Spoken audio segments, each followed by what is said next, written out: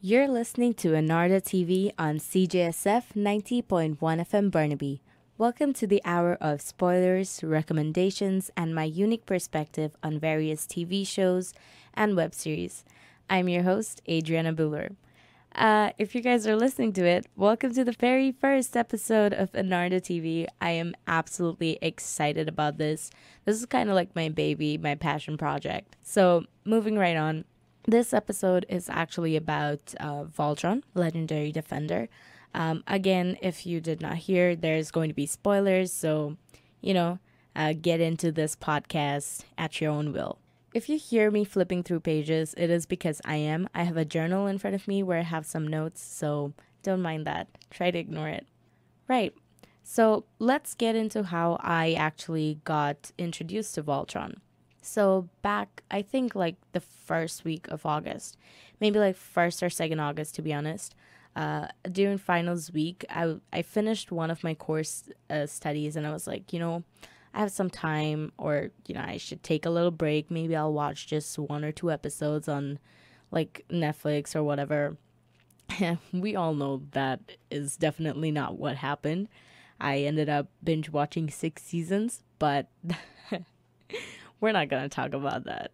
All right. So basically, I went on Netflix and I see Voltron because it has been actually recommended to me for a while now. And I was like, finally, all right, you know what? I'll give it a shot. And I fell in love with it.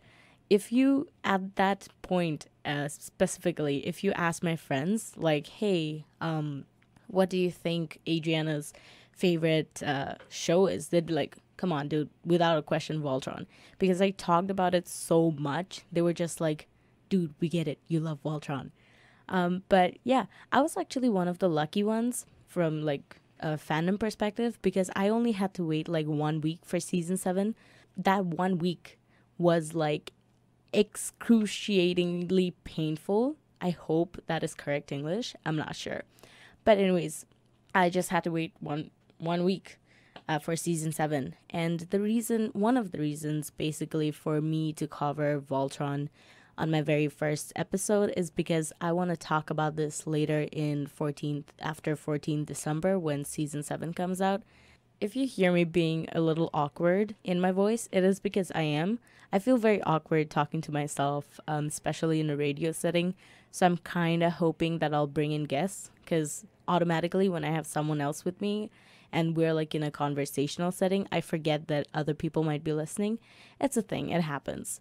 Anyways, you heard a backstory of how I got involved in Voltron. Now let's give you guys a backstory of how the current Voltron Legendary Defender actually came to be.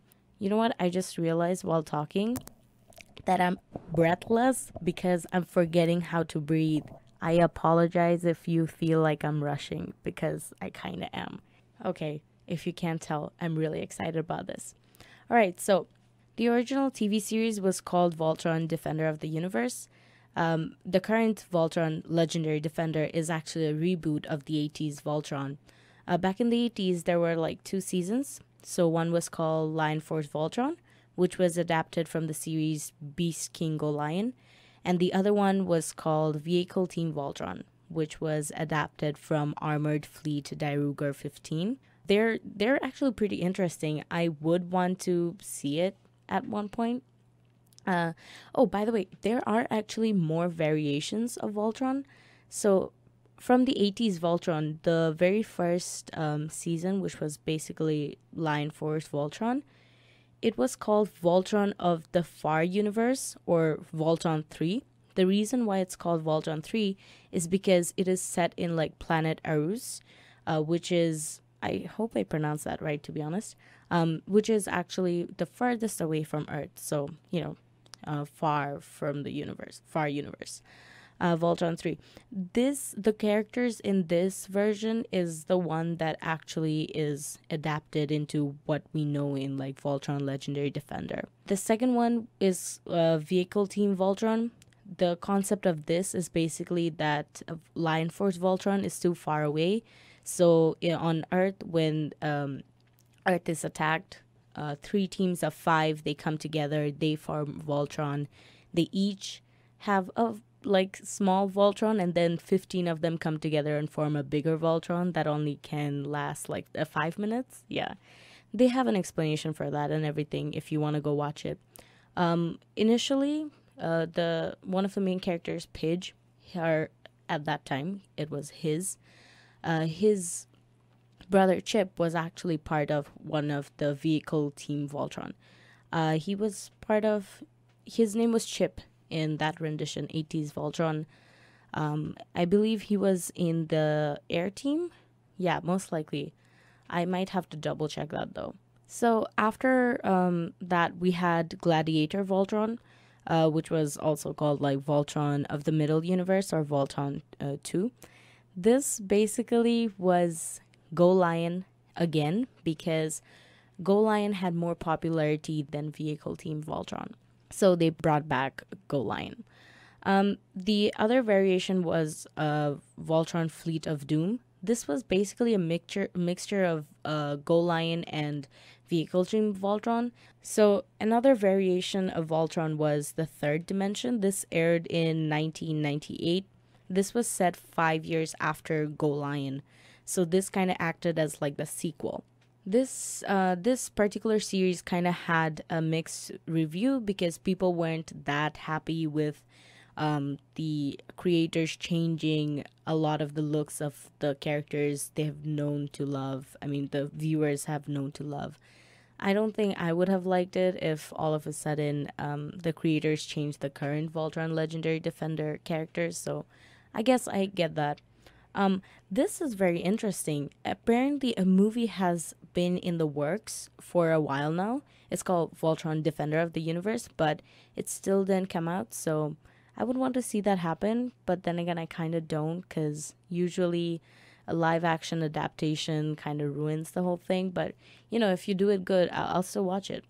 And then we had Voltron Force, which was in Nicktoons, I believe. Yeah. This kind of had a premise that the original Voltron team recruited new Voltron team to fight against Lotor, which is Zarkon's son. Finally, we come to the topic of discussion of this episode, Voltron Legendary Defender. Oh my god. Let me just tell you, animators, clap clap, you did amazing. You guys, I mean everyone that worked with this, hats off, honestly. I really love the plot. I mean, of course, there are some things I kind of wish had tied their knots. You know, there weren't that many plot holes. But then again, you can't, with the amount of episodes they have, I think they did a really good job.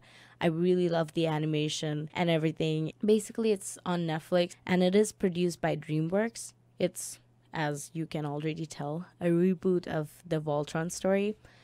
This initially premiered in June of 2016.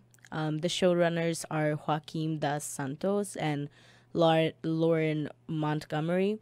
So far, there are 7 seasons. Season 8 is about to come out on 14th December. I'm really excited. Then again, kind of bummed out.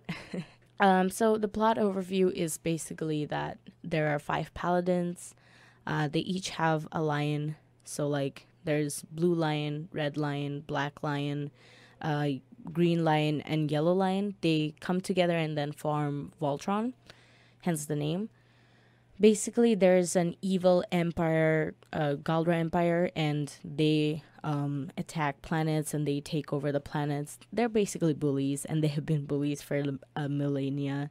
And Voltron is kind of here, like, protecting the universe, you know? It's very interesting. I really love it. I kind of want to talk about the characters themselves right now because I feel like they need attention.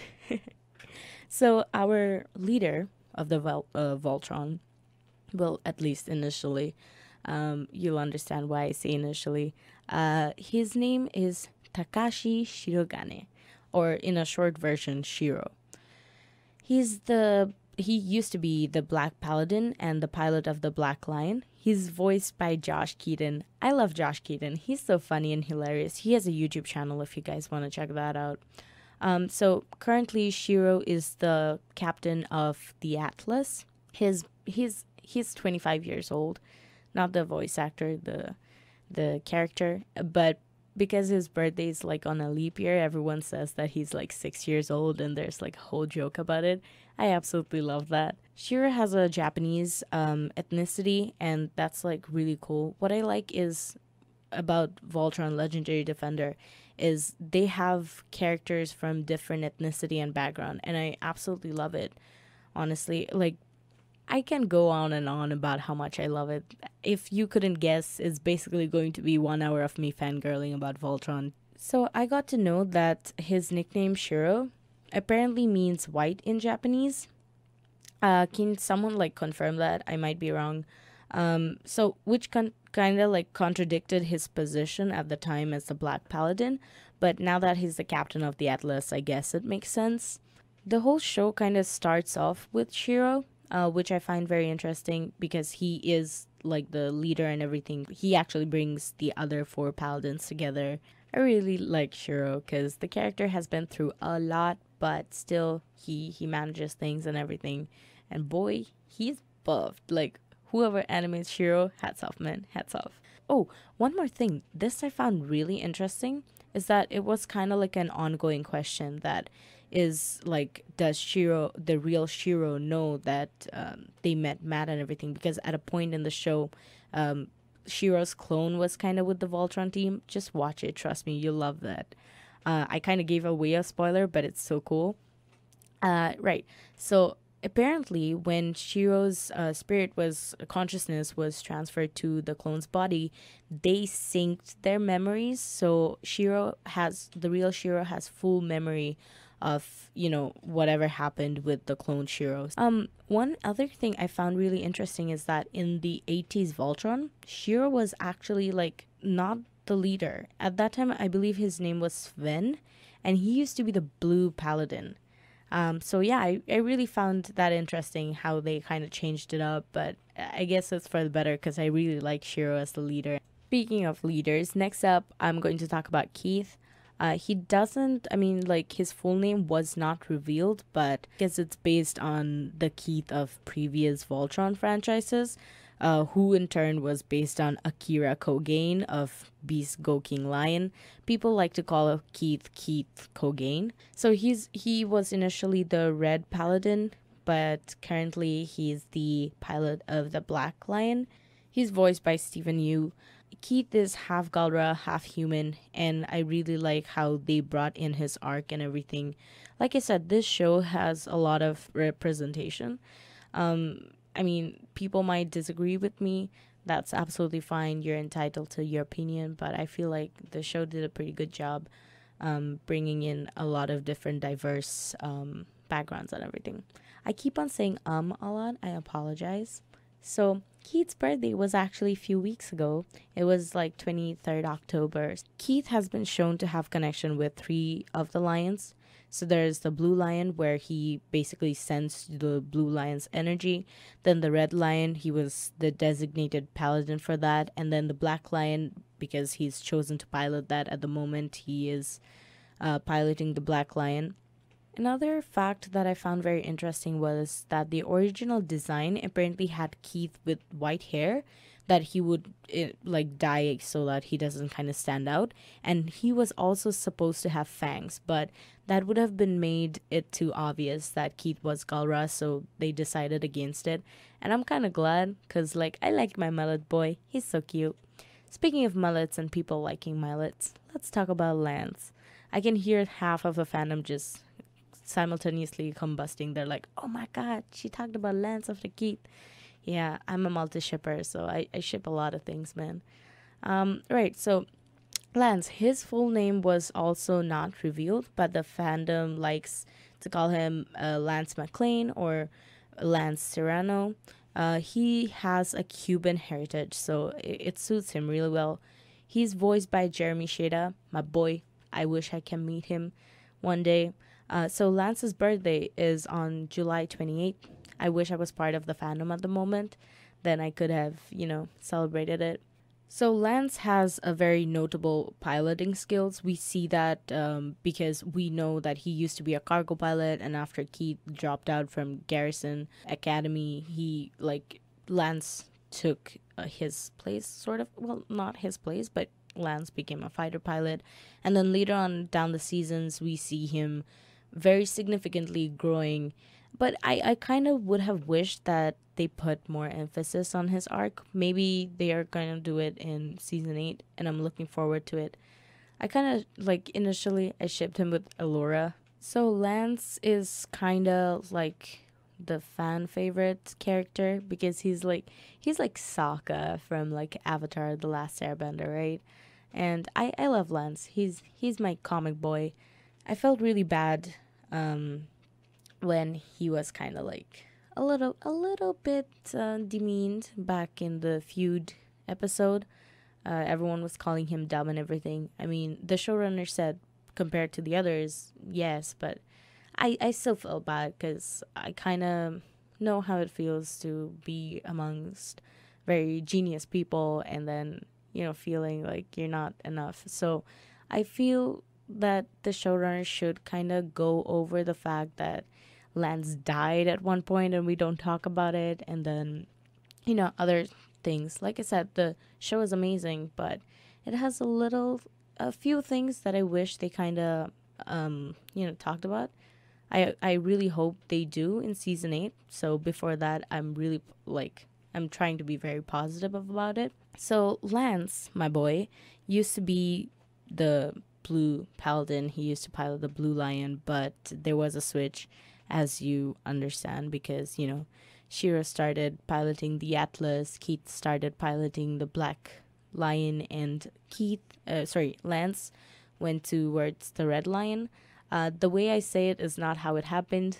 Please watch the show. So initially, Lance was the first Paladin to actually connect with his line. So it was very interesting to me. That's why I kind of bring up his piloting skills, because I felt like everyone was like, oh my god, he's so good at this, He can get cocky, but I love my boy Lance, okay? So currently he's actually the Paladin of the Red Lion. When he accepted Keith as the leader of the group, he was chosen as the Red Paladin. Well, he's still the Blue Paladin, but he pilots the Red Lion. It's kind of a thing. They switch lions and their colors switch, but they're still the same Paladin. Yeah, it's a story you should really watch. Next up, I'm going to talk about Paige Gunderson, or Katie Holt. Initially in 80s Voltron, Paige was actually a boy, but in this new Voltron, Paige is a girl, and she's one of the smartest Paladin out there. I really love her cute little animation when she's hacking in. I'm sorry, I'm getting ahead of myself. She's the Green Paladin, and she has the Green Lion. She pilots the Green Lion.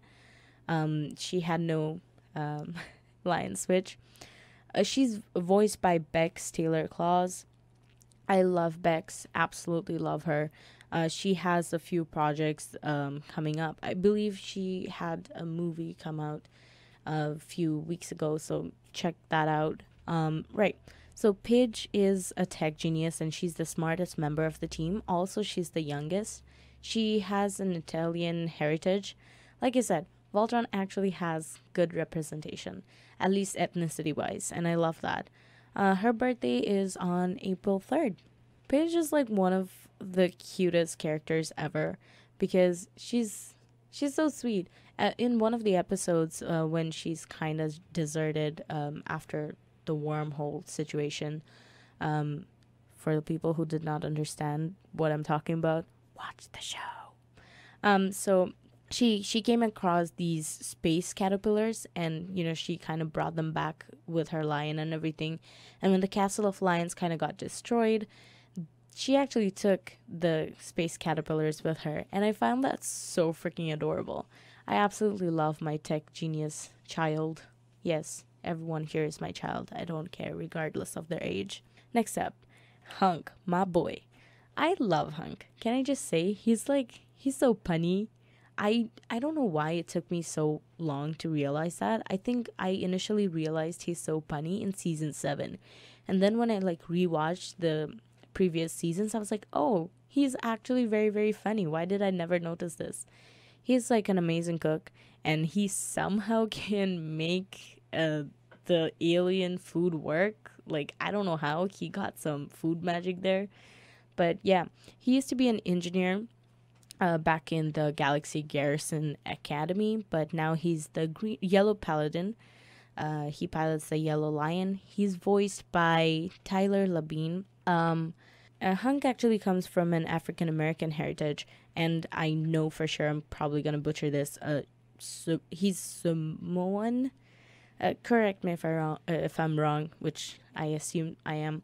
I really loved season 7 because finally Hunk got an arc, and I really appreciated that we could see how Hunk you know, really missed his family, and he finally got together with his family and everything. I really enjoyed season 7.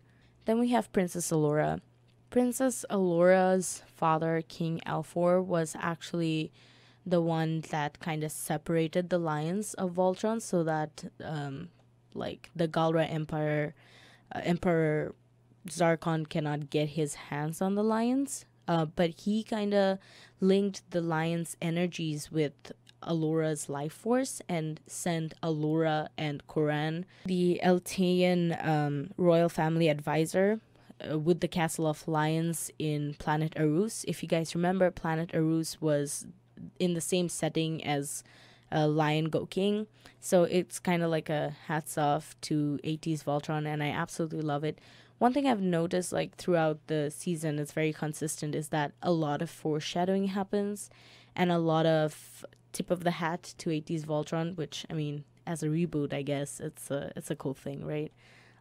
So I've rambled on for a while now, so I guess I'll play a song for you so that you guys can take a little rest from me giving you a bunch of information and fangirling. Also, I'll breathe for a bit because I feel that I'm not breathing properly because I'm trying to, like, not make any white noises or extra noises. Anyway, so this song is called Start to Finish by Slizzy McGuire. I hope you guys enjoy it.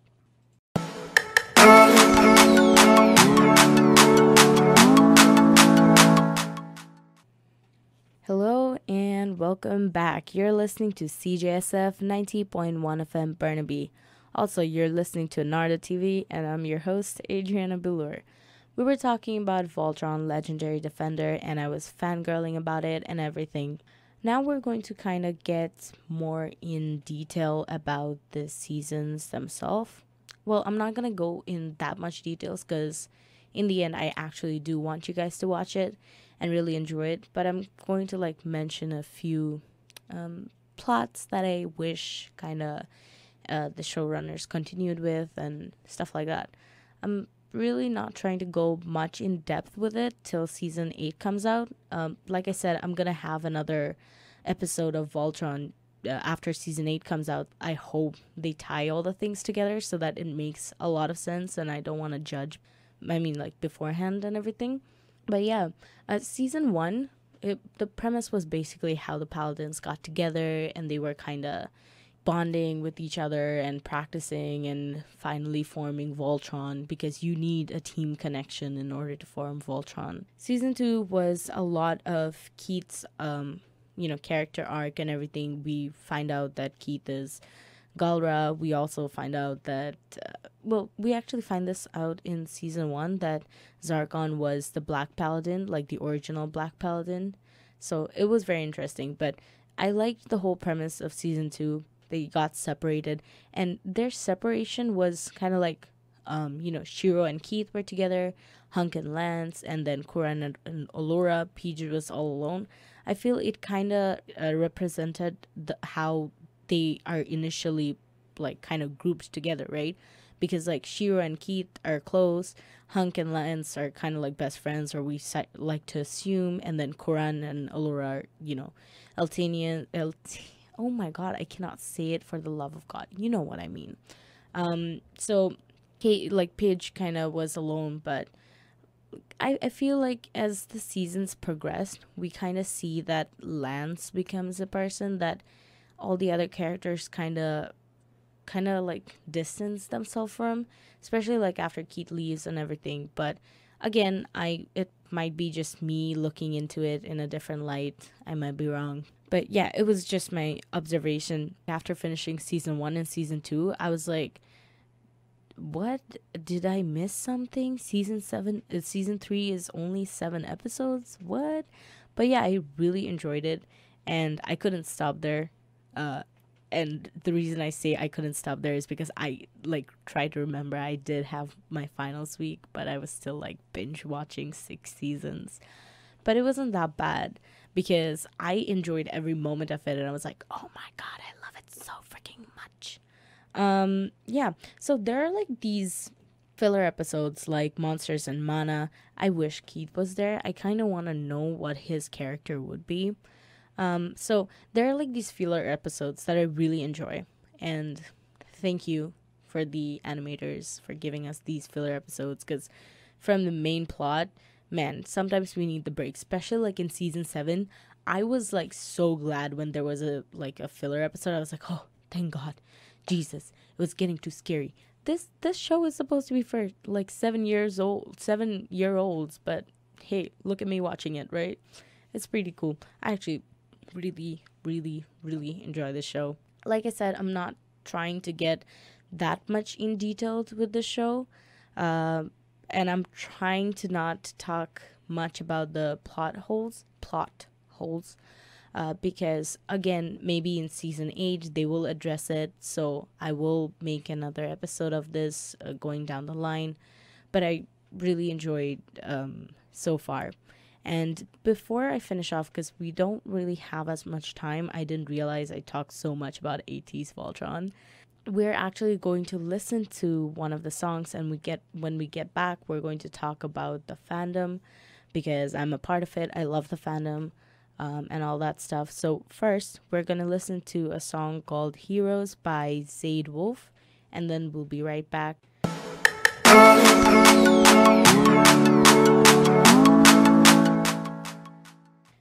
Welcome back. You're listening to AnaerdaTV on CJSF 90.1 FM Burnaby. When we left off, I told you guys that when we come back, we're going to talk about the fandom. So yeah, even before people actually watch a particular show or anything, they may actually have come across the fandom, which is pretty normal. And I feel like a lot of the times the negative aspect of the fandom has been very open and out there because people share it a lot. But trust me when I say this, that it's not actually as toxic. I mean, there are toxic people in it, don't get me wrong, but the fandom itself is not toxic. I feel like there's a lot of love there. I mean, most of the problems and everything is regarding ships, but as a multi-shipper, I kind of just sit back and enjoy it. There was these leaks last week, and people went crazy about it. And I understand why. Later on, the showrunner said it was fake, and I would like to believe them, because I honestly do not want to believe any of the leaks till I actually see them with my own 2 eyes in season 8. I love the plot, so whichever way they go, I'll be happy with it. So, like I mentioned, I actually became part of the fandom 1 week before season 7 came out, and what kept me sane was the fandom, to be honest, because I read like headcanons and I saw AUs, and I was like, okay, you know what, this is keeping me going, and I absolutely loved it. I really appreciate the fandom, and I reached out to a few of these accounts because I kind of wanted to do a little bit of collaboration with them. They are amazing people. When I talked to them and everything, they were so sweet and they were so encouraging. They were like, oh yeah, that'd be great. Good luck. You're going to do well. Because I was really scared about talking about Voltron, because I didn't want to say anything that I would regret. Because this is one show that I really love, and I am part of this fandom, right? Basically, the very first art AU I kind of came across was by Tay-Tay's. I saw her Baby Lance AU. I believe it was called Act Your Age, but I didn't see it on her page. I possibly saw it on Pure Clance's page. I might have to double check that. Yeah, so Tay-Tay's arts, it's like so freaking amazing. All the art accounts that I'm about to mention, they have their own significant art style, And like, hats off, man. I love your arts. Because like Tate, like I said, she was the first person I kind of like knocked, and I was like, oh my god, I love your doodles and everything. And she was like, oh, that's so sweet. And that was the first time I realized that even big accounts, they still have like humans running it. So I mean, I could just reach out and talk to them. Oh, by the way, if you guys want to check out, she's actually selling stickers of her art, so you might want to check that out. Then we also have it's underscore alter dot underscore. She also has very significant art. Really like her like color combinations with her arts. You should check her out too. And then we have Hinarus. My god, this girl, Hinarus. I don't think she understands how much people appreciate her art. Her art is one of the most significant style that I've seen, and it is so freaking adorable. And she's so funny with like her. If you see her AUs and like headcanons and stuff, you'll see, especially when she draws like Shiro, it is so freaking adorable. I like, girl, if you're listening to this, I absolutely love your art. Then we have, I'm trying to go over kind of like the art accounts first. So then we have FinoCarino.v. I love her missing AU. I believe she made a new account for the missing AU. You should totally check her out. And then I want to talk about Long Leggy Blue. He does amazing edits. Oh my god. Like, sometimes I go back and just watch the edits because I'm just like, I needed this for my soul. The music combination, the edit, the everything, absolutely beautiful. I love it. And like, I don't know. I'm just fangirling over fan accounts. Does that make sense? I think it does. In my head, it does. Then I'm going to talk about Guns of Gamora. I say then I'm going to talk about, but I am actually talking about Guns of Gamora. So, Guns of Gamora is actually a facts page. And if you guys want to check out some facts about Voltron and everything, you should check that out because it's very interesting. Some of the facts I did not know, and I was like, oh my god, that is like so dope. So check her account out. Then we have some, like, these accounts that I'm about to mention now. They kind of don't have their own art or anything, but they share other people's art. But what I really significantly like about it is they credit the artist, they credit who they took it from, and I really appreciate it because, like, the artists gave so much hard work into their work. I really like these accounts. So one of this account is called Lancy.png. She usually posts like shit posts and stuff. It's pretty funny. I really like her account. And then there's Pure Clans. Their account is like, ooh, amazing. Just like amazingly set.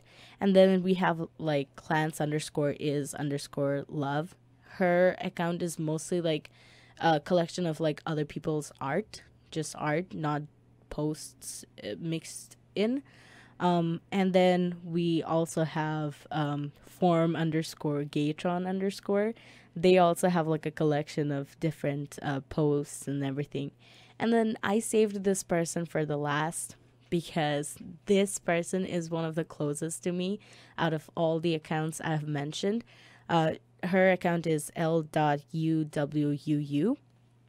This girl, she is so freaking supportive.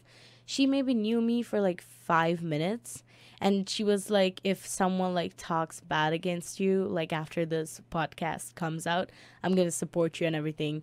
And honestly, like throughout every time I posted that, oh, my podcast is coming out or anything, she was always there. She was like, yeah, posting about it in her story and everything. So I really appreciate you guys.